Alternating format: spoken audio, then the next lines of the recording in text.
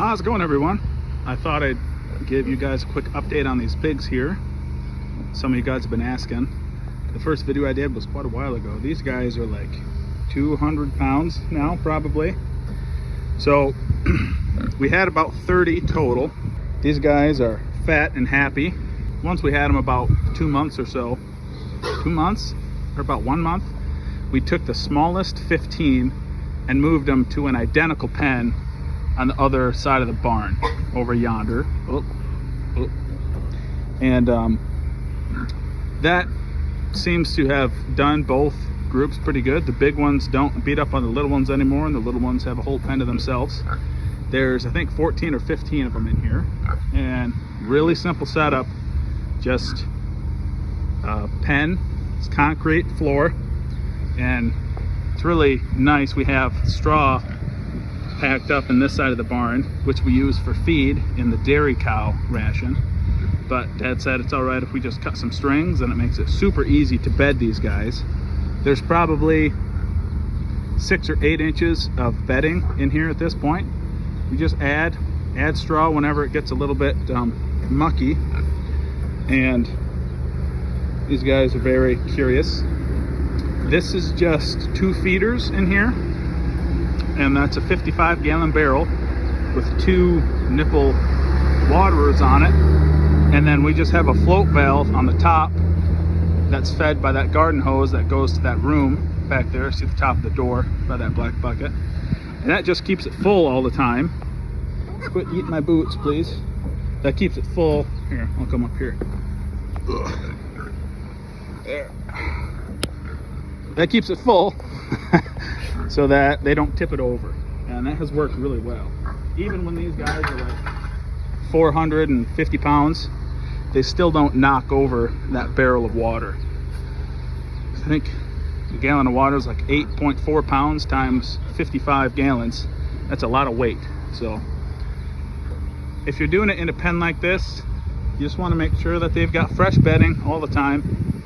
Make sure that they've got nice clean water, and these guys are doing great. They're just eating a diet of corn, ground corn and ground soybean. Here, I'll come out of the pen here. I'm afraid one of them is gonna unwaterproofify my boots. Like I said, they're eating primarily ground corn and soybean, and a lot of them milk. That's the reason my dad, whose pigs these are, bought these pigs in the first place, was because we sent our calf raising part of the farm down south a couple hours, and so we have a lot of milk that would otherwise be fed to calves that was getting just dumped down the drain. So my dad thought, hey, I've heard that milk-fed pork is really good, so let's get some pigs in here to eat up that milk and turn it into pork. So that's what he did last year. We started with 10 pigs, I want to say 10 or 15, and so this year he got 30. And this setup is very, very low maintenance. I know that they might be a happier pig if they were out on pasture, but this works for the system and the purpose we want these guys for, to turn some milk and some corn and soybean into some high quality pork. The only pork that I've ever had that was better than these milk-fed pigs was some Mangalitsa pork chops I got from Mark Baker. The hams on these guys are heavenly. Phenomenal. Pork chops are really good. Sausage is to die for. They're doing really, really good. So I don't know how much they're eating.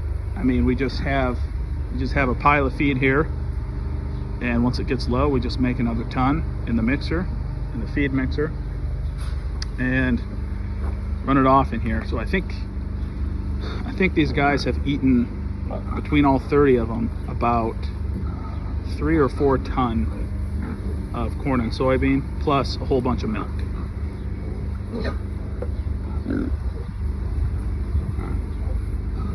See, they're rolling around in the water here.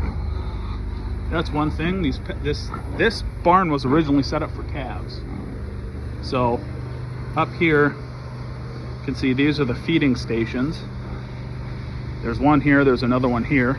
And so this half of the barn would hold, I want to say 30 calves. And that half of the barn would hold 30 calves, either 30 or 60, I can't remember. And so this was all designed to drain to the center of the barn. You can see that grate, so that we could power wash it out and sanitize it to keep the calves healthy. And so this drains out to a underground pit here, that once it reaches a certain level, it gets pumped into our wastewater pit, and then we use that along with a whole bunch of runoff water from the farm that mostly fills that pit up all the way. We use that for irrigation. That is one thing. If you had this pen set up and you didn't have a drain or something,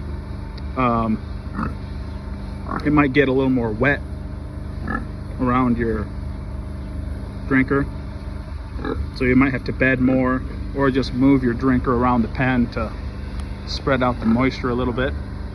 But having it in a corner like this makes them not, run into it as much. I don't know when we're going to process these guys. I think one of the biggest pigs we had last year weighed like 400 and some pounds, like 425, I think, something like that, alive. That was its live weight. So these guys are approaching 250.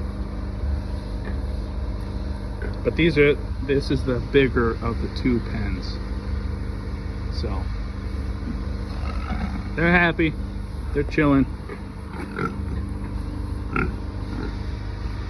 checking out their new straw, itching themselves on the feeders. You can see that one has got some sort of, I don't know if it's like a tumor or if it's just some sort of swelling around its urethra. That is a male pig, I believe. We think maybe it's a hernia. We had 2 or 3 of these guys come that way. It just had a little hernia looking thing, but they're healthy. I mean, if you look at these two, this one might even be a little chunkier than this guy here. So they're growing really well.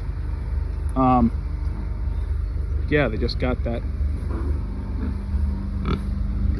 I don't know if that's a hernia or what, but anyway, that is your pig update.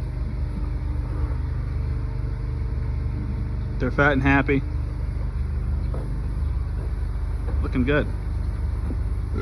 All right, I'm done talking. I'm sure I've bored you enough. We'll catch you guys on the next video.